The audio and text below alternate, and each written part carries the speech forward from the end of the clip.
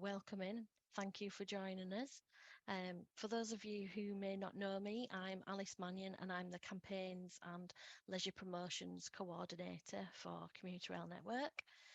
So I'm really pleased that we've been able to support Gloucestershire Community Rail Partnership along with the Travel Foundation today with the launch of the Connecting Climate, Community and Visitor Economy Toolkit. So we've got a jam-packed webinar for you over the next hour and a half. So we're going to hear from Gloucestershire CRP and the Travel Foundation, and they'll be giving us all the details about this innovative new toolkit and how community rail partnerships like yourselves can use it to connect with tourism stakeholders. So in addition to that, we've got some brilliant case studies that really showcase how community rail has worked in partnership with destination organisations and some tourism partners in the past. So we'll be joined by High Peak and Hope Valley, Wales on Rails and East Midlands Railway as well. And we're also excited to welcome Byway Travel and Cumbria Tourism as well, and they're going to provide us with that wider tourism context. So once we've heard from all our speakers, we will move on to our Q&A session. But if you've got a question throughout, please do feel free to pop it into the chat box. So it may get answered during the session, or we may come back to you at the end, and we'll try and get through as many questions as possible. But if we don't get to yours, do feel free to get in touch with us offline. You should have my email address, and Hannah and Rebecca's email address are on the last slide today. So just a couple of housekeeping points before we get started. So this webinar is being recorded and it'll be made available on Community Rail Network's website by the end of this week. And that's where you can also find the link to the toolkit and the presentations from today, in case you wanted to re-watch it or send to a colleague. If you can make sure just your Zoom profile has got your full name and your organisation on there, just so we can all recognise each other, that would be great. And also just be helpful if you want to answer a question, ask a question even later on. So yeah, please use the chat button for any comments, questions or ideas just as we go along. Keep that conversation flowing. Check that it's visible to everybody as well. So we'll be monitoring that, and if we find it appropriate, we may ask you just to contribute live during the Q&A session. And then finally, we just ask that everyone remains on mute while our speakers are presenting. So that's it from me. So let me pass you over to Rebecca Armstrong from the Travel Foundation, and we'll get on with the webinar. Thanks very much, Alice, and thank you everyone for being here. It's great to have you here. Just to open really with setting the scene a little bit to why we put this toolkit together with Gloucestershire Community Rail Partnership. The William Shapps Plan for Rail, the white paper that was published, I was going to say last year, but it's actually 2021, really highlights the opportunity that we have to capitalise on the increased interest in using rail for leisure in particular, and that was really the driving force for preparing this toolkit. How can we work together to capitalise on that opportunity? How can those involved in delivering tourism and visitor experiences on the one hand, and those involved in rail operation and promotion really kind of come together to work in partnership to make the most of these opportunities? So just on this slide, the specific opportunities that I think this increase in interest offers, it offers the opportunity to develop new ways of collaborative working, as I said, to people working in these different spaces to come together and work collaboratively to create new products and services. That might be itineraries or trails or experiences. And as Alice mentioned, we're going to hear from some great speakers later who've been involved in doing exactly that in different places. And that really offers the opportunity to enhance the customer experience of those travelling by rail, to attract the kind of visitors to localities that you might be working in, attract visitors who are interested in discovering those areas, who really want to get under the skin of those areas and have a local and sustainable experience. It really just a framework for joint working helps to improve communications and coordinate all the great stuff that's actually going on in this space, and just bringing it together so that everyone knows what's going on and how you can capitalize on these opportunities together. And it also obviously really benefits local communities, local economies, placemaking. So it's very much centered on benefiting those businesses and communities, and helping visitors and even locals to discover what's on their doorstep. So I think, you know, the time is now to kind of get together and capitalize on this opportunity. And against that background, I'm really delighted to welcome our first speaker today, Paul Conroy from Byway Travel, who's going to highlight some of the real demand that they've been seeing for the train travel products that they're offering. So handing over to Paul. Thank you, Paul. Thank you, Rebecca. Just checking you can hear me okay? Great. So yeah, thank you very much, Rebecca. Thank you, Alice. I'm Paul. I work at Byway Travel. We are a fairly new tour operator. We were set up in 2020 during a global pandemic. Like, that was a good idea, but it has worked out really well. And our job, our mission, is to make slow and sustainable travel mainstream. So all the holidays that we sell are flight free. We don't put people in planes. We don't put people in cars. We try and sell sustainable travel based holidays. We're a holidays company. Our job is to make money selling holidays. So that's, you know, we're not a charity or a DMO or anything like that. We're a holiday company. We're a tour operator. Our goals are to sell holidays, and by doing so, reduce the climate impact of travel. We try to encourage people to travel sustainably and through sustainable means. And we believe that we firmly believe that traveling through a destination is far better than flying over it. We try to combat over tourism and boost local economies. So we try to avoid what we call hotspots. We try to avoid big cities where possible, and drive tourism into places that we would regard as more off the beaten track. And we try to partner up with suppliers who are doing stuff that is sustainable. So we try and work with accommodation providers, for example, who are acting in a more sustainable way. So what does it look like? So what do we offer? We offer 100% flight-free holidays. We do that all over Europe and the UK. We started out in 2020 when we launched, was when all the COVID restrictions were in place. So we couldn't sell holidays abroad. We were selling, I mean, Scotland was and remains our #1 selling destination. And we were doing things like North Yorkshire and North Wales and the West Country and the South Downs, and all kinds, and Cornwall and Devon, and all kinds of really lovely UK destinations. And then as restrictions lifted at the end of 20 and 21, we were able to expand into Europe, and actually a lot of our growth has come from people traveling to European destinations. There are 3 ways for people to buy holidays through us. One is through our engine. So we have a kind of dynamic packaging tool, and our dynamic packaging tool is unlike most, and indeed most sort of airline tour operator systems, which are optimized for speed. Ours optimizes for enjoyment. So we're all around that slow travel, taking your time, exploring off the beaten path kind of destinations. That's what we do. So when we sell a holiday to Belgium, for example, yes, customers may visit Bruges and then may visit Brussels, which are quite well known, but they'll also visit Kortrijk or Ghent, which they've probably never heard of until we pushed it in front of them. So we sell multimodal, multi-stop holidays that are based on sustainability.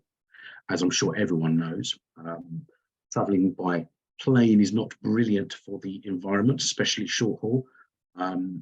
Did you know, for example, and it's a phrase we use a lot, especially when talking to partners, but you know that if you didn't take 2 short haul flights a year, if you cut out 2 short haul flights a year, you would save more carbon than being vegan for a year. So short haul flying has a massive impact on the climate emergency we find ourselves in. So we try to look after the planet with every trip we make for our customers. What is slow travel? It's cutting the carbon, it's loving the journey, and it's going local. So we talk a lot about connectedness. We talk a lot about the interactions that our customers have when they're traveling slowly through places, getting off trains and exploring the local area and getting back on the train to go to their next destination. Most of our holidays, and if any of you spend any time on Byway, you'll see this. Most of our holidays are stopping multiple times at different places for a few nights each. Multimodal, multi-stop holidays. Our customers have told us they love it. We've been around a few years now. We've got hundreds of customers, and almost all of our reviews are 5 out of 5. We have like 2 that were 4 out of 5. But I would encourage anybody who's interested to have a read of some of this stuff on Trustpilot. We love reading it. The press love it too. It's quite neat. I often say we're kind of pushing an open door here. The press really like the idea of sustainable travel. They kind of like the idea of this kind of slow travel concept that is gaining traction in lots of different areas, but in travel in particular. And every time we launch a destination, every time we run a lot of press trips, it really works for us as a business model. We run a lot of press trips, often with DMOs, and the journalists' articles often get picked up and shared widely. This example was from The Guardian on New Year's Eve, and we're still getting loads of inquiries based off that. We were in the Condé Nast Traveller a couple of weeks before that, and still getting inquiries off that. So we get a lot of our business comes through press. We are also making changes and making waves in the industry. And back in November, we won the Champion of Sustainability Award from Travolution, which we were really, really pleased about, because we know that when we're talking to people who are climate conscious among our customers, we're preaching to the choir. But when you start to get recognised by the industry, and an industry that we all know has been dominated by airlines and perhaps non-sustainable travel for very many years, to actually be recognised there was really something. We were delighted by that. In terms of destinations, as I said, we started with the UK. The UK is still a major part of what we do, but we now go as far as Morocco. If you're going south, we go as far as Morocco. You can travel all the way to Morocco without getting on a plane. And as you can see in that little map there, if it's clear, you get a train all the way down to the bottom of Spain, and then there's a ferry over to Tangier, and then there's buses and trains in Morocco, which if you're brave, you can experience. We go as far as Greece. So we've had holidays where people have travelled all the way to Italy on the train, and then get the ferry over from Ancona to Athens, which is amazing, really interesting and lovely way to travel. And we go as far north as the north of Scandinavia. And we've added that recently, so you'll see that all over our homepage. Our job, if you like, is to grab the attention of people who care about the environment by pointing out how weird it is that flying is still the default plan to travel. We want to show how beautiful and unique sustainable Byway holidays are instead. We issue our trends, and I would encourage everybody to have a quick look at the trends document, which you can find on our site, about our trends for 23. Include things like how we'll travel, flight free for 23, going flexarian, which is a term that I'm starting to see in a few different places, and regenerative tourism, actually doing good while you're traveling. And I think there's a real market for those things. Our audience, the market, is built up of 3 main areas, but you'll notice there's huge overlaps, and actually it's a really wide audience. Our core audience, sort of 25 to 45, probably what you would expect, people who are very much focused on sustainability, middle to high income, love traveling, early adopters of different kind of products, probably London, the southeast, and quite adventurous.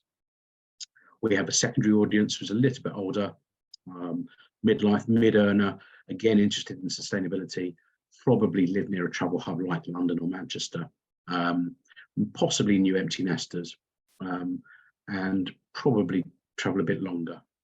But then we have this halo audience, and we get an enormous number of bookings from this audience, and they are older.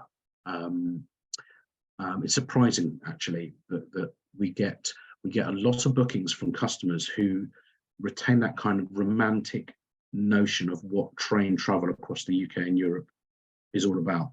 That kind of connectedness that I mentioned earlier. We get a lot of bookings from people who just simply love traveling like this, city centre to city centre, or town centre to town centre. Some numbers for context. So I did this graph like on Monday, and it's now out of date because it's got better. So on the left, you can see January 21, and on the right, January 22, sorry, January 22, and on the right, January 23. And it's not yet finished January 23, but you can see we're growing something like 7 times year on year. And these are not small numbers. These are actually starting to become very exciting and very, if you're an investor, I should say, very exciting numbers. And we are definitely seeing a real movement, which is what we believe we're part of, into this idea around slow and sustainable travel.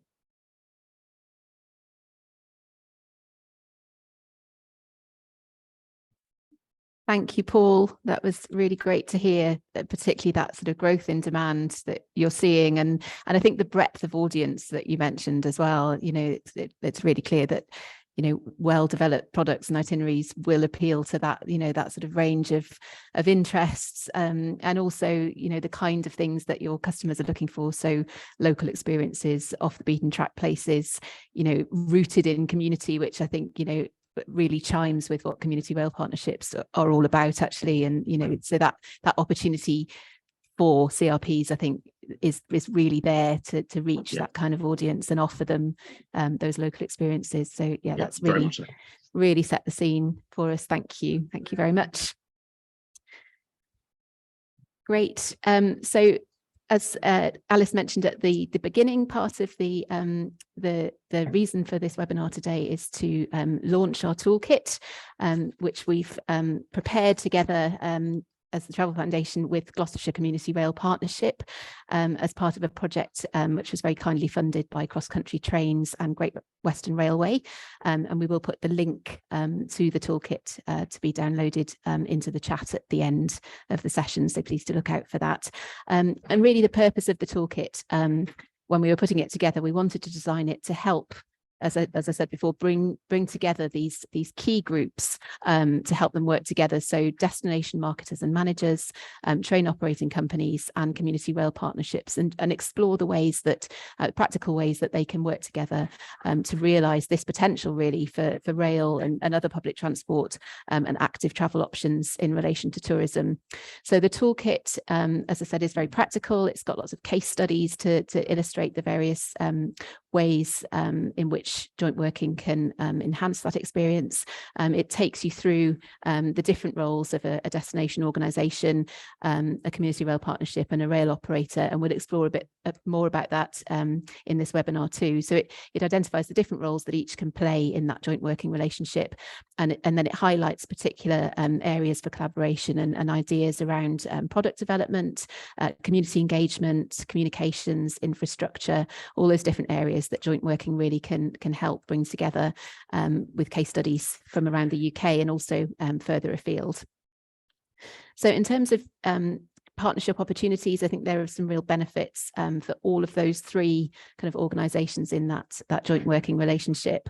As rail operators seek to encourage increased leisure use of the rail network, destination organisations are looking to deliver on their ambitions for low carbon, traffic free visitors, and then CRPs really represent that kind of ideal nexus for collaboration between those, bringing those three together. I think there are risks of not working together. So, you know, often if you know, if we're not working together, we find that we're working in silos and great initiatives are going on, but actually people aren't communicating and working out how those might align together. So there's that sort of that risk of duplicating efforts, I guess, if we're not working together. There's also a risk of not hearing that community voice in tourism development. So again, I think joint working can really address that. So on the flip side, on the positive side, the benefits of collaborative working do mean that you can the communities will have a stronger voice in those tourism development activities. There's more impact and visibility for community rail partnership initiatives. It unlocks resources and funding potentially. So, you know, getting together again can identify those opportunities and pool resources to look for funding, etc.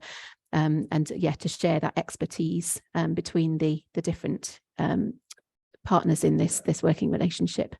So this is a page from the toolkit which looks at the key benefits for each party.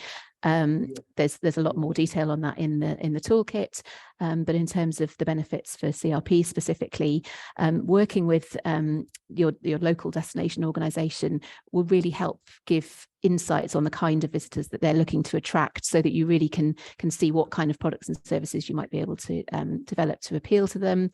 There's shared communication and marketing opportunities. So again, aligning those messages that are going out to visitors as well as local people. And a real opportunity, I think, to contribute to the conversation. So for community rail partnerships who really do have the ear of their communities and local representatives, to be able to communicate those needs and really to advocate for the local benefits to be considered when those plans and strategies are being built for tourism. So for the rest of the webinar, really, we're going to take each of those organisations in turn and just think about what role each can play in this partnership working arrangement. So firstly, I'm just going to look at destination management organisations. This may not be, some of you may be working closely with your DMOs, some of you may not be so familiar with them. So just to go through, first of all, really what are destination management organisations? And I guess the thing to say there is it's definitely not a one-size-fits-all model. There's a huge variety across the UK. So there are DMOs at national, regional and local level. So national would obviously be Visit England, Visit Wales, Visit Scotland, Tourism Northern Ireland. So at that national level, managing tourism across those countries. But then regionally and locally, there are many organisations marketing and managing tourism as well. That might be at county level or it might be at much more local level. They take a variety of structures. So some of them might be more private sector led. Some of them might be linked to the local authority. And in terms of their role, they have a marketing role, clearly, so promoting the locality that they work in or even the country that they work in as a visitor destination, but also increasingly taking a management role as well. So really looking strategically at tourism management in the destination. How is that managed most effectively to deliver benefit to local people and to deliver a great visitor experience? So that might be looking at managing tourism across the year, so trying to make it less of a seasonal industry. It might involve trying to get people to explore across the area rather than just at the tourist hotspots. So going back to Paul's point of taking visitors to those areas perhaps that aren't so busy. It's they can have a real voice for the visitor economy, so linking with other sectors, so having that relationship with, for example, the transport sector, but planning authorities and other sectors as well. They provide business support. They're obviously a source of information and increasingly having that community engagement role, which again really lends itself to working with CRPs. So in terms of what they can offer CRPs, I'll just very quickly go through this. So I think there's that real opportunity for CRPs to get involved on a strategic level with destination organisations. Every few years, destination organisations will be putting together their strategic goals, putting together plans and strategies. So that's a real opportunity to align those goals and input into one another's strategies. DMOs, I think, will really welcome CRP's relationships with their local communities and the insight that offers. There's obviously an opportunity, I think, to work together to create new products and services. So those things that might already be appealing to local people, how might those be developed and offered to visitors to attract people to the area? Some of the others we've already gone through, so opportunities for joint funding, etc. And promotion, communications and marketing activities, etc., working together. So I think there are multiple opportunities. It's really about identifying those that exist in your locality and working together to capitalise on those. So I'm delighted to hand over to our next speaker, who's really going to share from a destination organisation perspective how that joint working has looked and the kind of results that it's created really by working together with local community rail and rail operators. So Sue Clark from Cumbria Tourism is going to talk us through what they've been doing in their area through joint working and the results that they've achieved. So passing over to you, Sue. Thank you very much. Brilliant, thank you, and good afternoon, everybody. And thank you for asking us to just do a quick overview here. I'm Sue. I lead the marketing at Cumbria Tourism, but I work very closely with Gemma Proctor, who's our lead on all things sustainable and transport. And that, so if I'm a poor second, I apologise, but she's actually speaking at a conference at the moment. So. But no, just a little bit about Cumbria Tourism as a DMO. We're a destination marketing organisation, and we cover the whole of Cumbria, so not just the Lake District, but the wider Cumbria area as well. Our remit and strategy is to improve the tourism industry in the county and deliver world-class destination marketing. We support about 2,500 member businesses, mainly in hospitality and tourism across and supporting businesses across the footprint of the county. We are a not-for-profit members organisation, so we can be quite different to other DMO models, whereas we're 98% privately funded by our members and our commercial incomes. So we've been like this for some time. Our key activities as a DMO with strategic leadership and representation, business development, marketing, communications. Whilst we do all that, we also work very much in partnership with other sectors, I suppose, within the county from a tactical visitor management point of view. So we lead on key priorities that include visitor management, sustainable destination management that reduces the carbon footprint of tourism on our patch, as well as using approaches like attract and disperse, I think that's already been said, trying to engage with visitors to maybe go somewhere different that they haven't tried before, quieter areas, just to spread that impact a little bit, to stay longer and maybe at quieter times through the year, to make us a 365 destination. So that's sort of in the heart of everything that we do, and sustainable transport and active travel is also in the heart. Even though Gemma leads on this, I have to have this in all my marketing streams. So it's everything that we're pushing sustainable transport all the way through. So for anybody that doesn't know where Cumbria is, we're right in the middle of the country, just below Scotland, in the northwest. We benefit from really, really good transport links.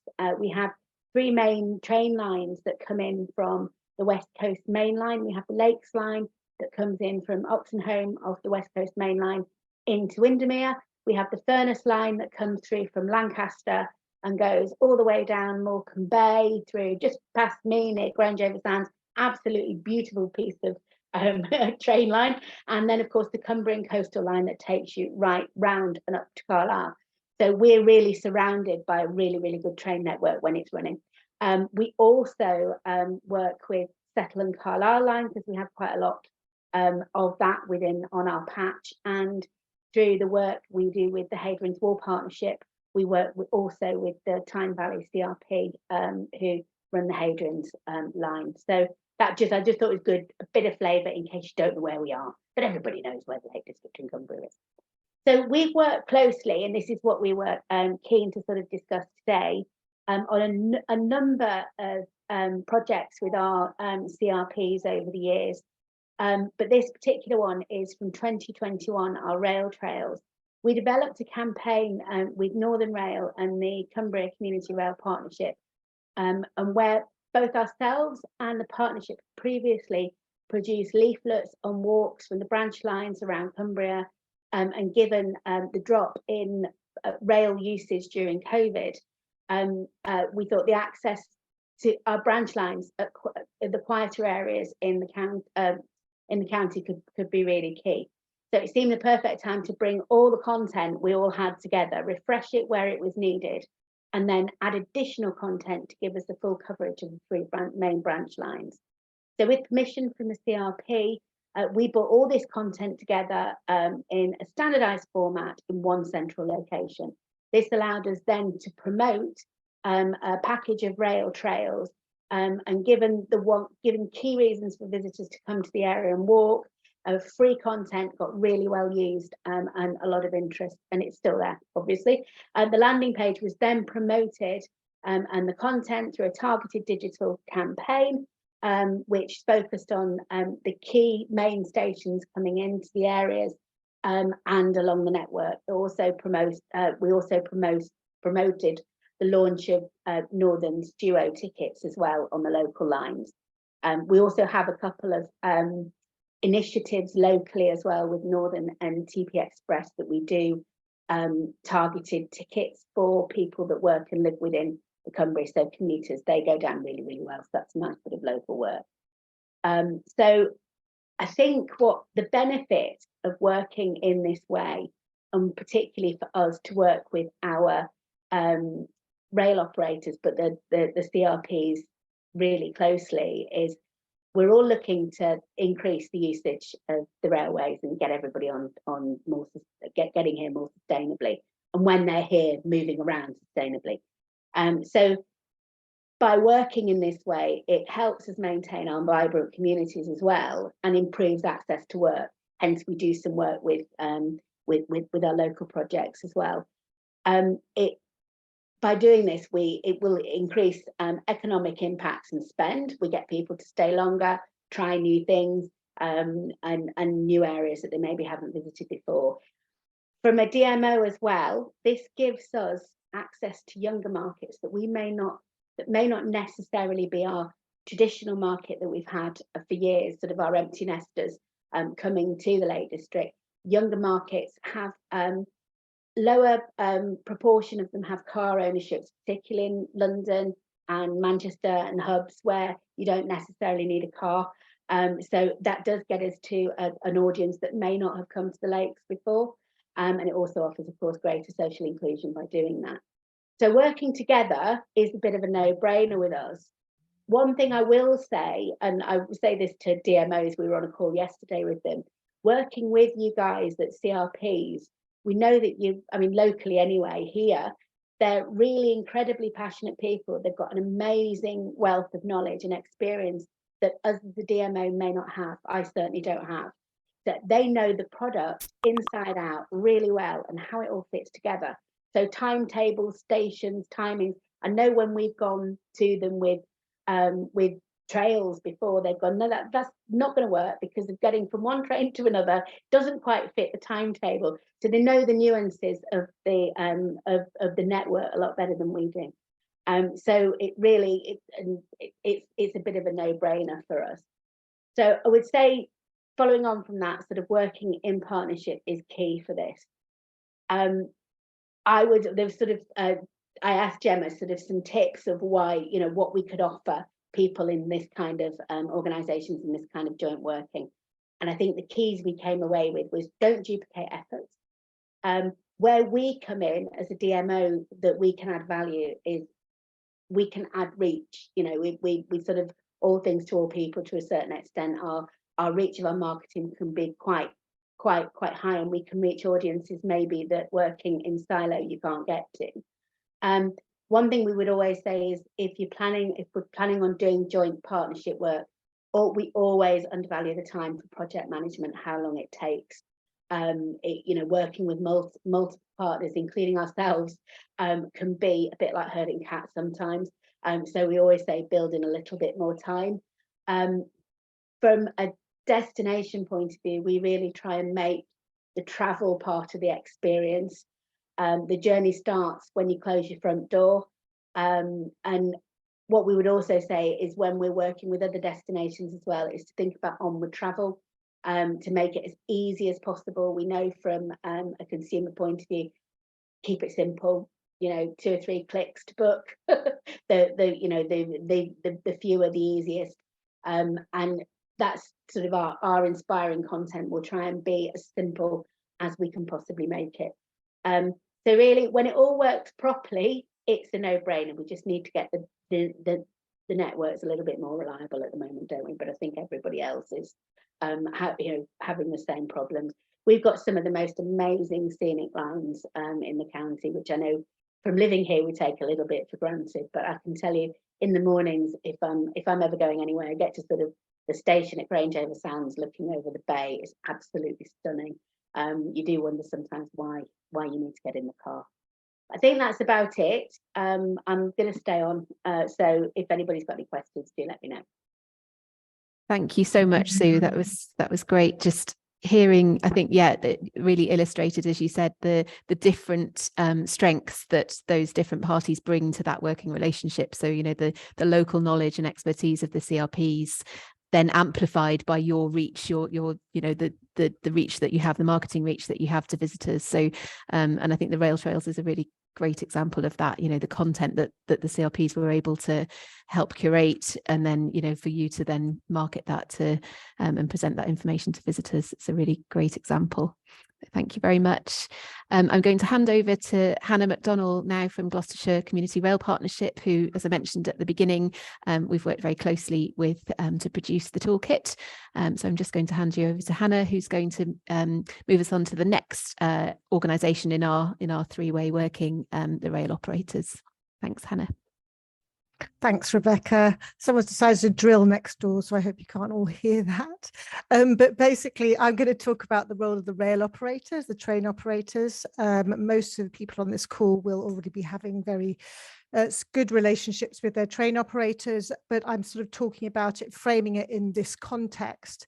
Really, the train operator acts as a conduit and carves out the good relationship between the DMO and the CRP, and can really support that process to align and support that three-way partnership to deliver on strategic priorities together. And I've really seen that in action. So that's a really strong sort of supportive relationship that can be built there. And they can introduce the CRPs and DMOs. They can share plans and strategies and ideas with the DMO and CRPs and identify areas of mutual interest. Help the DMO and CRP to know what their passenger is looking for, and build knowledge and capacity within the CRP around tourism and the opportunities they present. And of course, promoting those community rail campaigns is a really strong piece of work the rail operator can support on and contribute to those sustainable travel goals. So there's a huge amount that that joint working can sort of deliver on in this particular context that is perhaps a little bit different to the sort of conventional rail operator sort of CRP relationship, but really sort of bolsters that sort of potential to make a big impact together. So moving on, I'm going to move on to our next case study, Kay Robinson from East Midlands Railway. Thank you, Kay. Welcome.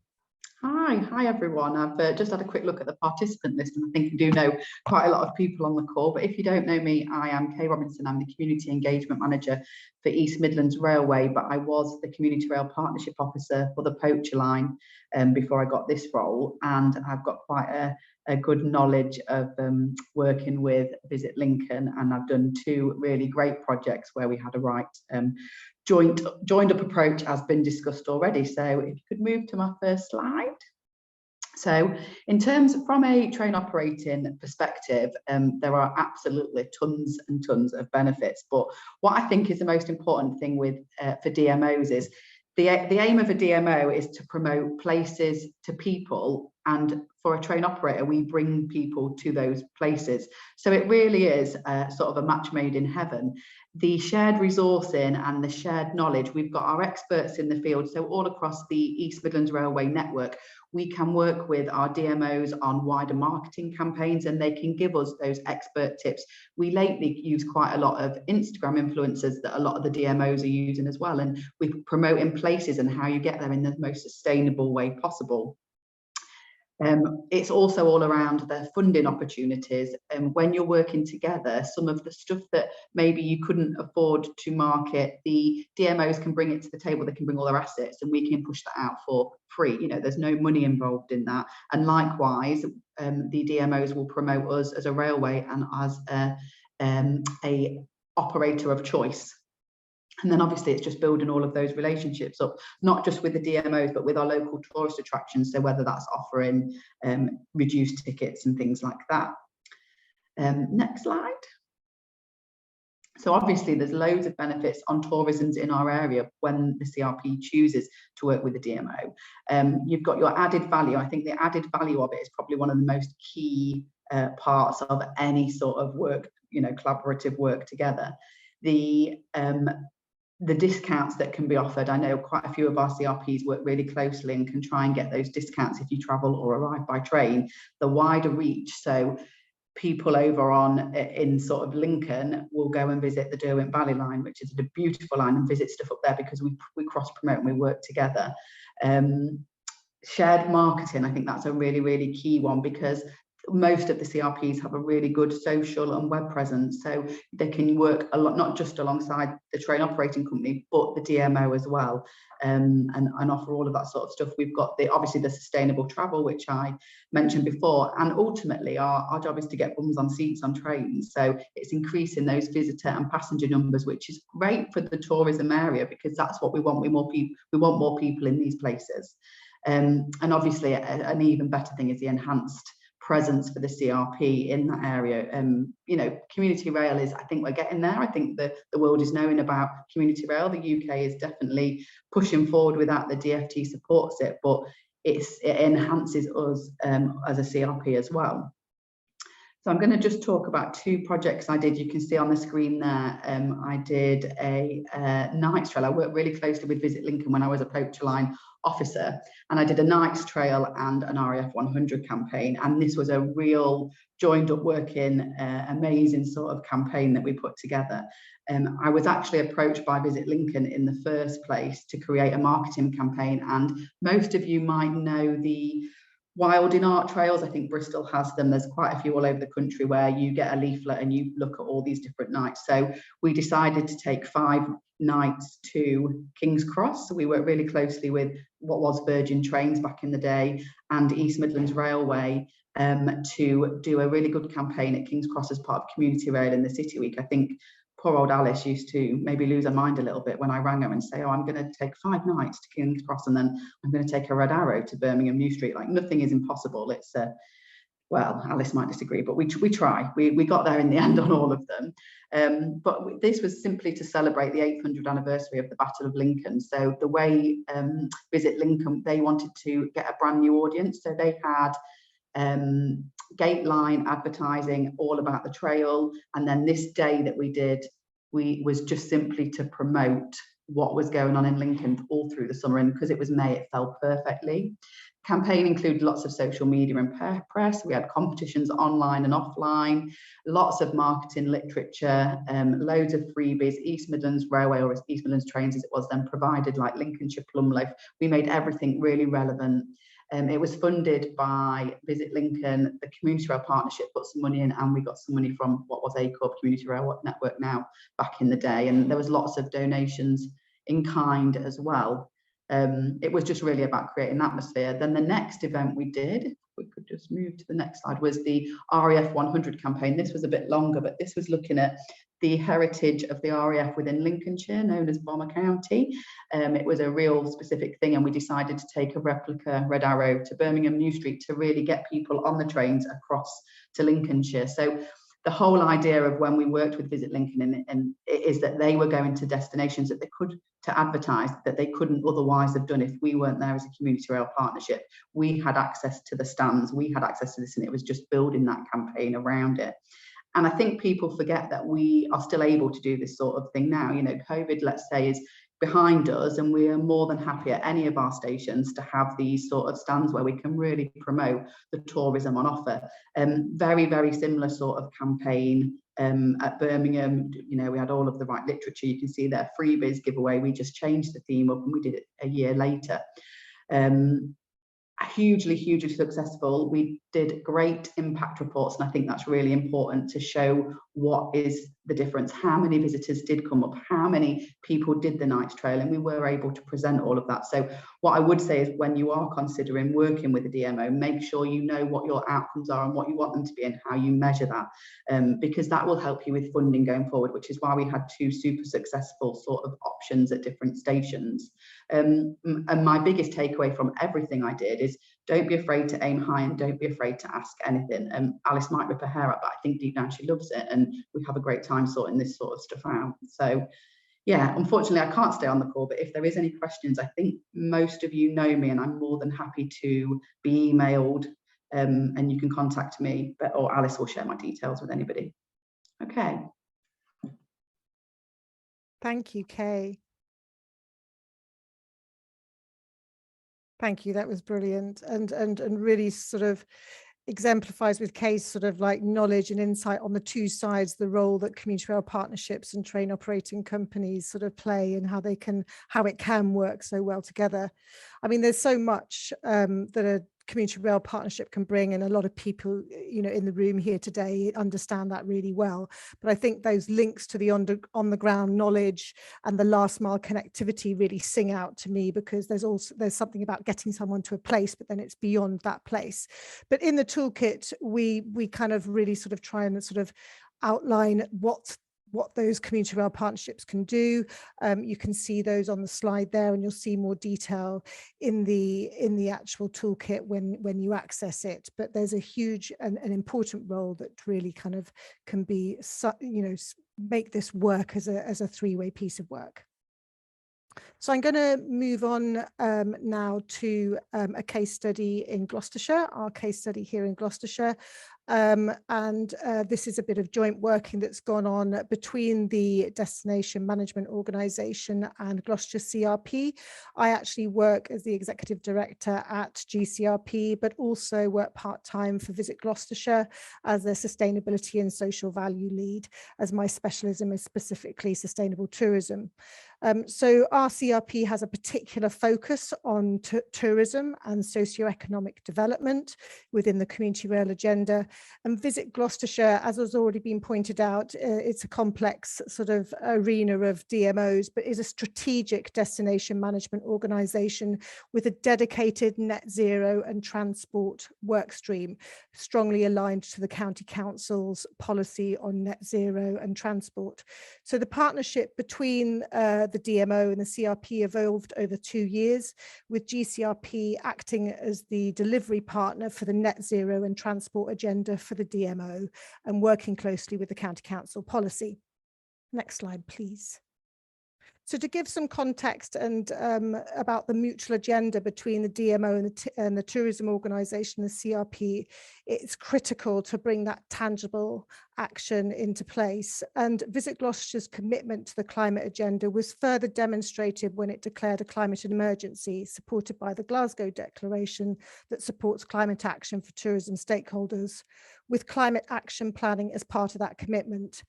The CRP was then identified as the solution to supporting delivery on net zero ambitions through partnership on the Go Car Free agenda.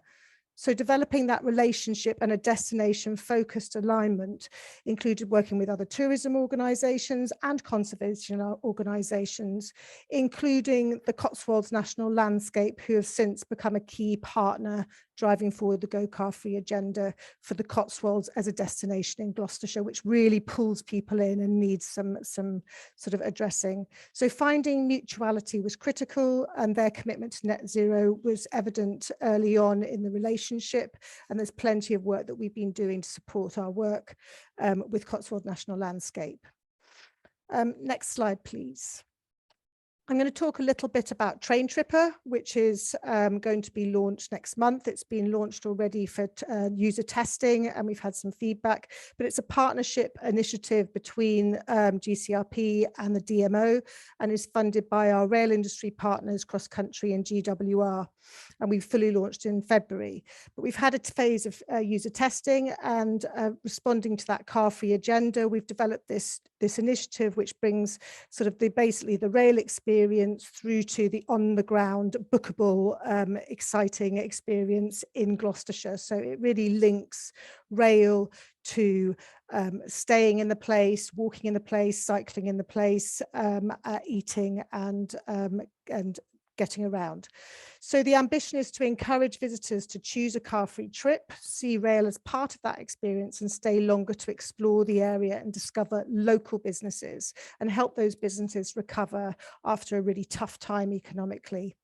So the online experience is designed to sort of nudge behaviours towards that choice and to stay longer and reduce those barriers. Again, thinking about that last mile option, which is something that the Community Rail Partnership can really bring to the agenda, is that understanding what those last mile challenges are. So next slide, please. Thank you.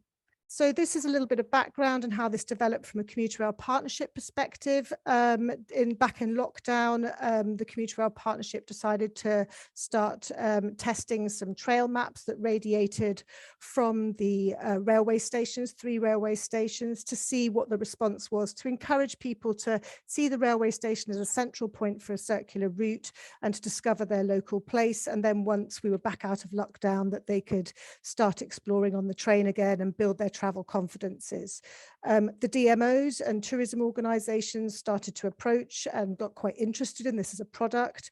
And we started to identify those mutual agendas and how we could build those through sort of linked marketing campaigns and build outreach for launching those maps to further afield. So since then, working much more closely with Visit Gloucestershire and other DMOs to sort of really build maps and think about what's going on locally together.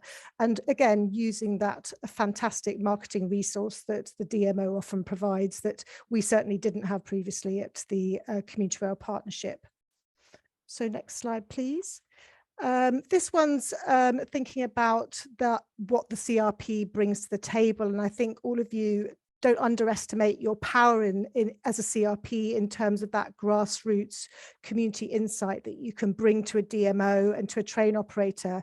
It brings a fantastic piece of work into the equation.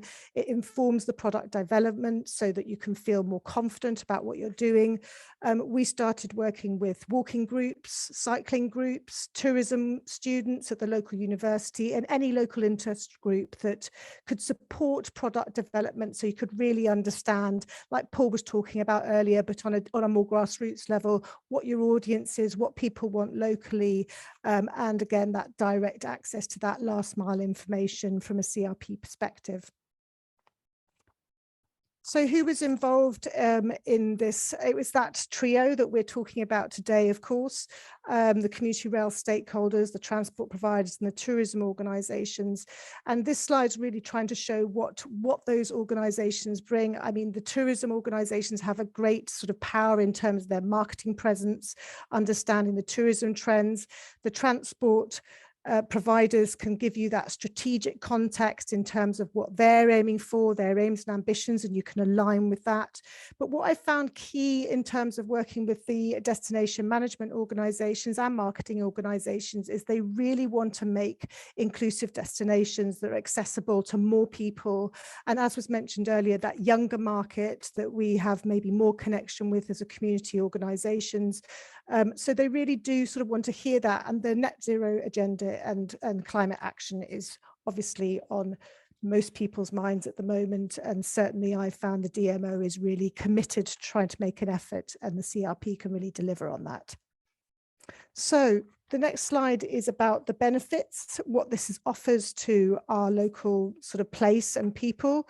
It addresses tourism's environmental impact by reducing the number of travellers arriving by car. In our user testing for train trippers, 62% of users told us they discovered new places that they were not previously aware of, satisfying visitors' desire for adventure and genuine local experiences. You increase the potential to protect destinations from over-tourism. So we've worked really closely, for example, with the Cotswold National Landscape to understand where not to take people, and the DMOs will tell you this as well, so that we can take people to other areas. Again, the last mile, showcasing that last mile. And helping those local businesses to recover economically again after a really tough time.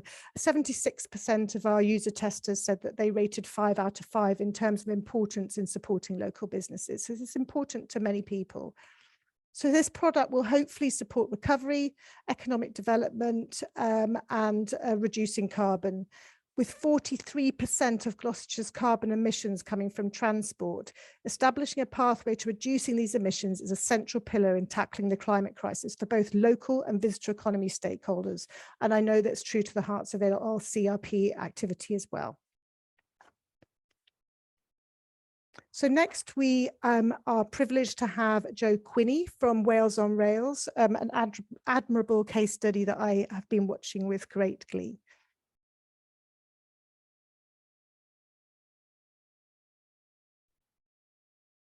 Hi, good afternoon, everyone.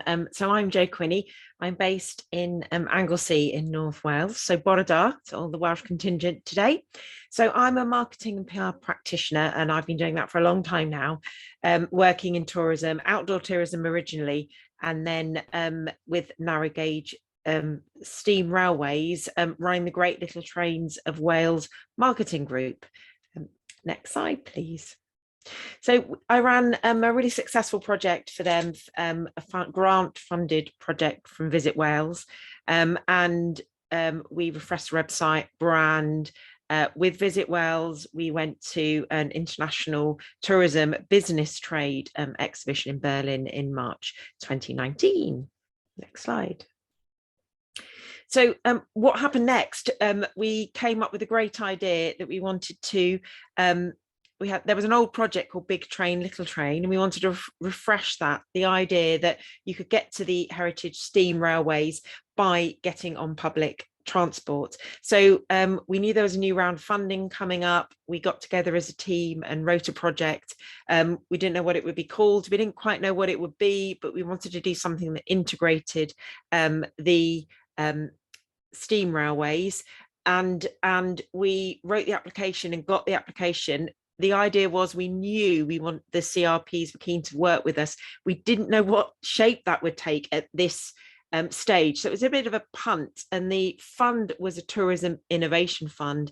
And in a way, that's what we wanted to innovate with the website that we created and the product we created in the end. But we also wanted to work with different people.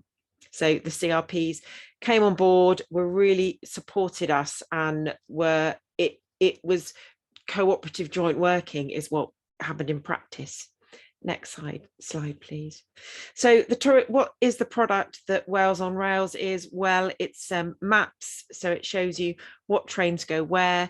It actually covers buses as well, and has the Great Little Trains of Wales integrated into that system too.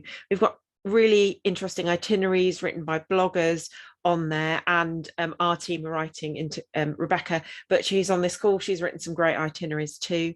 And at the heart of the website was an information card. So the information card's a bit like a top trumps card, and all the information cards are for every station.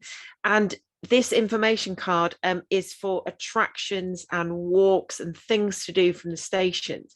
The idea was we put a little ring of 3 miles, being that we felt if you were fit and able and active, you could walk 3 miles to attraction from a station. So it's lots of things to do from all the stations and bus stops on the way. Next slide, please. So how did we work together? We had regular Zoom meetings, obviously. These were really closely minuted, just on a practical level, really, on how do you work together. They were carefully minuted with actions attributed to different members to help. We agreed deadlines together, and we made sure that we delivered on those deadlines. You know, the idea was really that the community rail officers were the expert guides to the local area.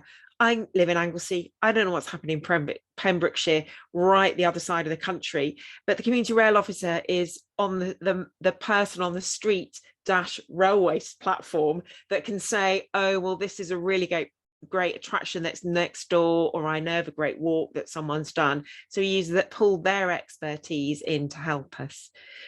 We worked with Transport for Wales as well, very closely, and they supported us, and we were meeting the demands of the grant funders as well, for project targets and outputs. Next slide.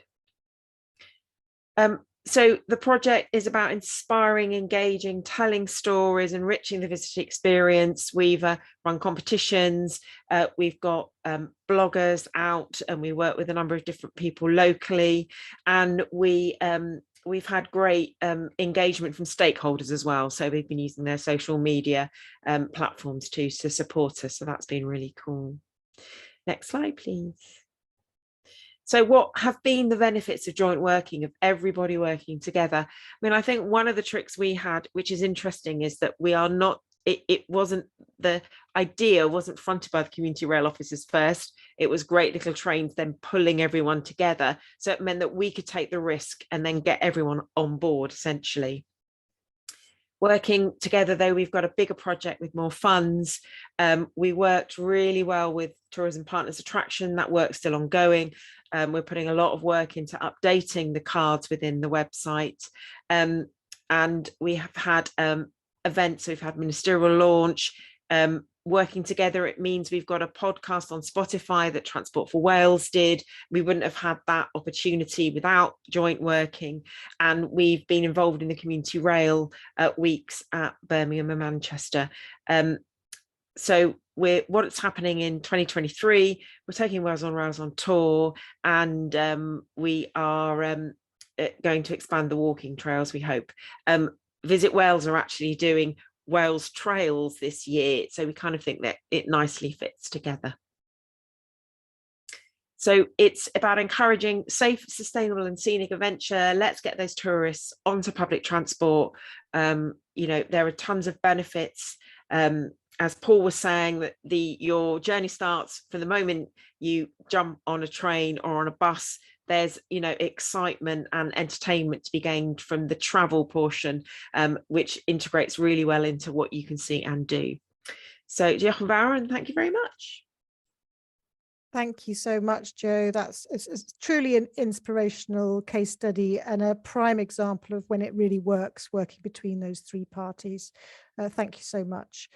So I'd like to introduce next Helen Wright and Catherine Croney from High Peak and Hope Valley CRP with their fantastic case study. Hi everyone.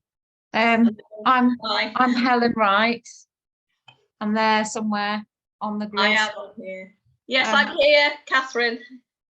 Hi. So Catherine and I job share the role, the Community Rail Partnership Officer role for the High Peak and Hope Valley Community Rail Partnership, which is in the Peak District, mostly in the Peak District National Park, but connects Manchester and Sheffield and Stockport with the National Park. Part of the work we do relevant to this webinar is to collaborate with the Peak District National Park and with our DMO, which is Visit Peak District in Derbyshire. In fact, the Peak District National Park is one of our CRP funders, and so is represented on our management committee as well. We've got a little promotional video from the National Park as an example of work we've collaborated on with them and with the DMO over the last couple of years. So if we could play that, please.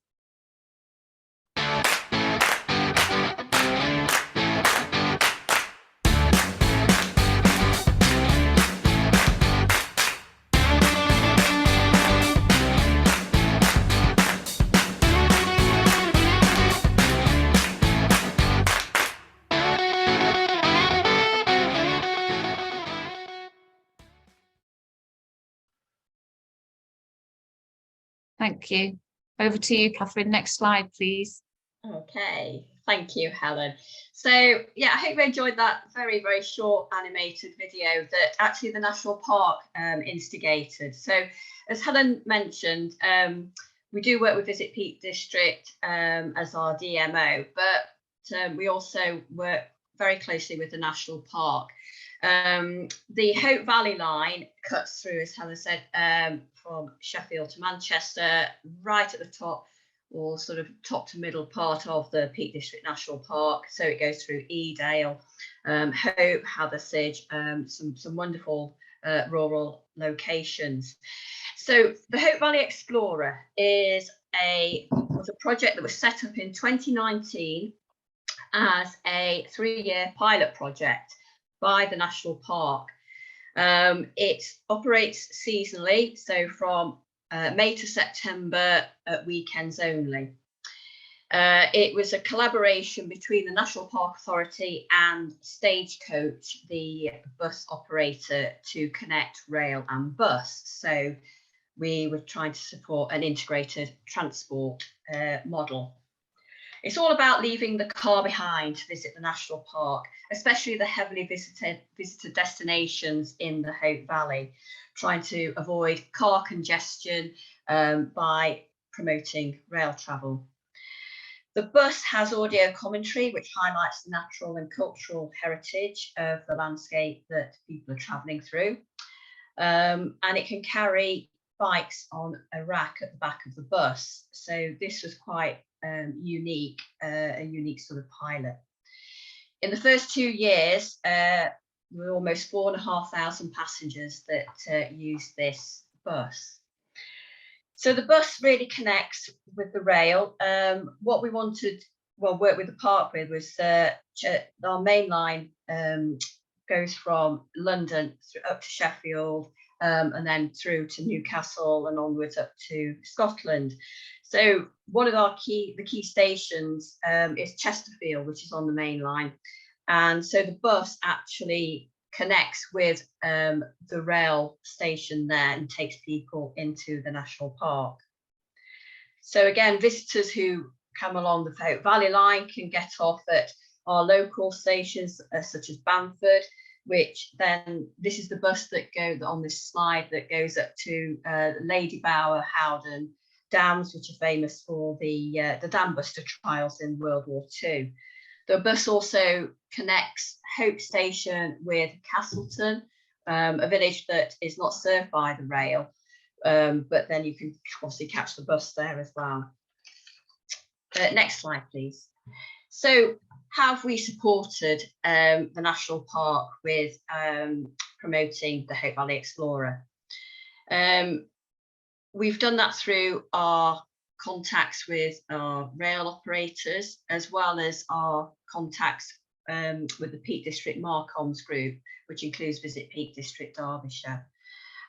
We've done that through distributing leaflets and posters at all stations, including the key gateway station at Chesterfield. Community Rail Week last year, we were at Sheffield Station promoting the Hope Valley Explorer with these banners that you can see on the slide, as well as handing out leaflets as part of that promotion. We also supported the campaign, the seasonal campaign, through social media posts, both before and throughout the duration of that campaign on our social channels, Facebook and website. And so going forward into 2023, we're planning on working closer with the National Park as well as Visit Peak District to try and improve and promote the Hope Valley Explorer and talk more about integrated transport. Helen, over to you. So here's another example of ways in which we've worked with our DMO. We've grabbed a page from their website to show another example of our collaborative working. Visit Peak District and Derbyshire have set up a strategic partnership with Northern Rail. So that's really great. That's a fantastic step forwards. They've created a series of car-free itineraries for travellers, which Paul Conroy might be interested in having a look at. So they're for Peak District holidays, but at a localised level, they did, because we sit on the National Park Communicators Forum, as they do, they did let us know that they were doing this and then asked us if we could have a look at the content that they put together for the first one, which was the Hope Valley line. So we checked that for them and then helped with promotion once it was online. But we also suggested to them that looking at the Buxton line would be a good idea, because post-COVID, the passenger numbers on the Buxton line have really dropped, and that's where we really need to boost the numbers, whereas the Hope Valley line is busy anyway most of the time, especially with leisure travel. So you can see here that the Goyt Valley is the Buxton line, so that's now been done. I don't know whether it was because we suggested it or whether that was something that was already happening because of their relationship with Northern. So at the moment, we're not quite all completely joined up, but we do, you know, we do all support, and we're all heading in the same direction and wanting to do the same thing. So I think the next step for us is, you know, to really sort of look at how we can join up better, especially with our, you know, all of our CRP, all of our local communities, local knowledge. So going forward, as Catherine said, we do want to strengthen that relationship.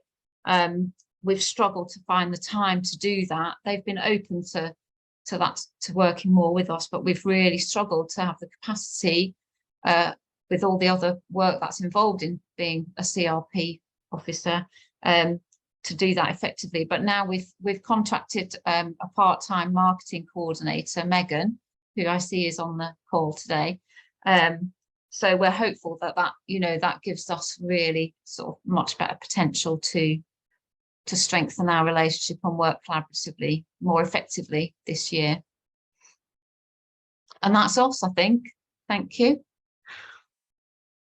Thanks, Helen and Catherine. That was really good. And thank you. Thank you to all our wonderful speakers there. It was great to hear about the toolkit alongside some real world examples and case studies. And of course, it was a great reminder from Kay that anything's possible with partnership working, even getting a replica Red Arrow plane on the concourse at Birmingham New Street, and the paperwork that went with that was, yeah. So now we've just got a few minutes to move on to our question and answer session. So again, anything that we don't manage to cover now, please do send the questions in via email, and we'll get them answered for you offline.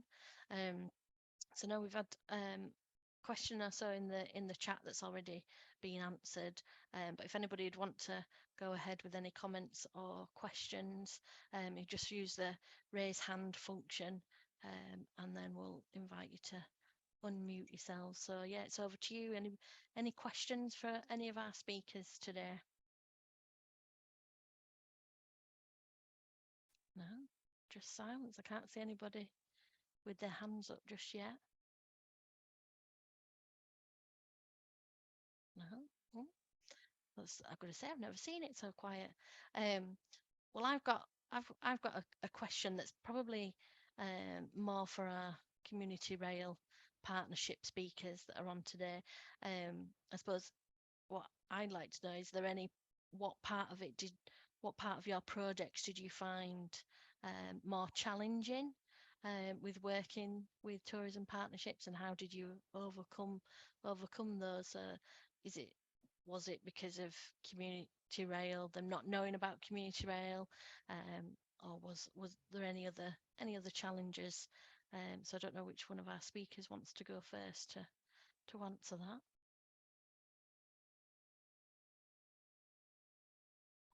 I'm happy to comment, hopefully get a conversation flowing. I mean, I think the biggest challenge for me was, yes, the DMOs not really understanding what community rail was.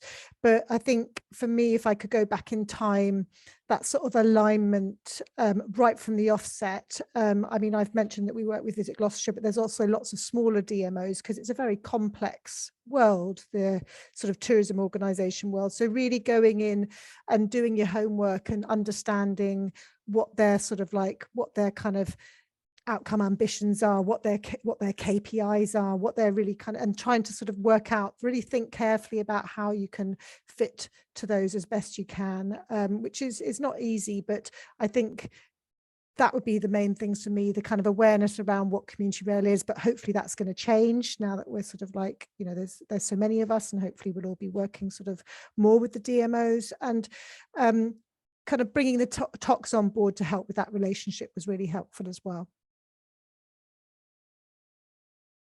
Great. And I suppose this, the toolkit is obviously going to help raise that awareness within the destination management area and that tourism sector as well. Yeah, hopefully it will kind of really sort of, obviously every situation is different, but it really gives an idea of kind of what those roles are, what the difference is in different destinations, how you can sort of like find the sweet spot between the three of you. But when you get it right, it can really make a lot of difference, and it might take time, but persevere. Well, Helen's got a hand up, which is great.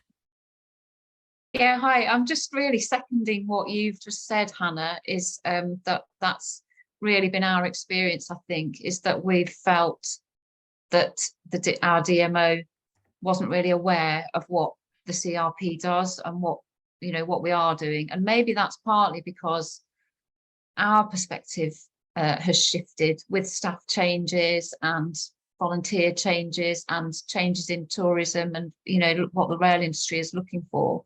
I think the way we work has changed. So it might be that we just need to catch them up a little bit on what we're about. But also, I think you're right, Hannah, we need to look closely at their aims, their strategic aims, and then go back to them to sort of show them how we align with them and where we can add value to what they want to do and what they're trying to do. Yeah. Thank you. Jo, you want to come in on that point? Yep, I think that our project was enormously successful, which has been amazing, but it's not been without its difficulties. I think that in Wales, the destination management organisations are very they're very different from area to area. The funding for them is various for different DMOs. Some have been amazingly supported, like Carmarthenshire have given their asset library and loads of support. Others have been taken longer to get on board.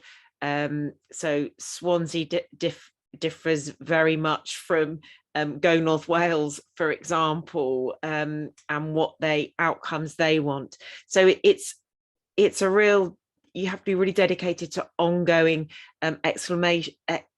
exploration and relationship management with the different people that are involved. And then of course you've got the layer of funding. How long is your funding for? Will you have funding going forward? And we're now just working on a 2-year plan to make sure we've got that in place so we can carry on building these relationships. And we've had issues with buses in Wales are changing slightly, so they're, as contracts come up, they're going over to Transport for Wales. And in fact, we've done all the bus work without any direct payment or really supporting from the buses. So that's sort of another difficulty. Sometimes you actually have to just start doing stuff and then hope that people will jump in later. And you just have to take a bit of a swing really and see if you hit the ball in the right place and get the right people working together. Yeah, definitely. Has anybody else got any questions for our speakers?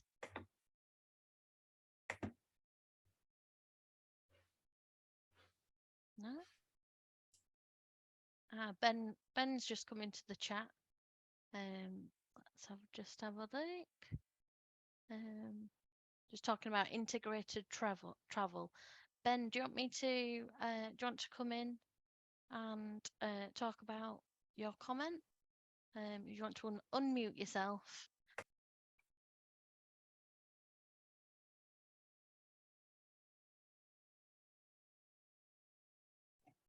Yes, I just want to say that I think that it's an important aspect to get more public transport involved, and therefore you can use the train more. I think this is more of a good incentive to use bus as well as the train, to therefore make the train be more accessible.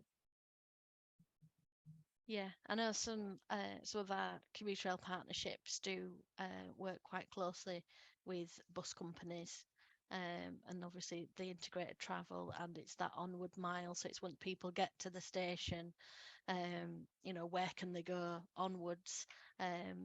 But yeah, as Anne's just put in the chat there, you know, over in Tyne Valley, they're losing a lot of their bus services, so that can also be seen as a barrier to promoting that integrated travel. So it's a little bit challenging to try and get everything to be tied up that way. But yeah, but I think if you just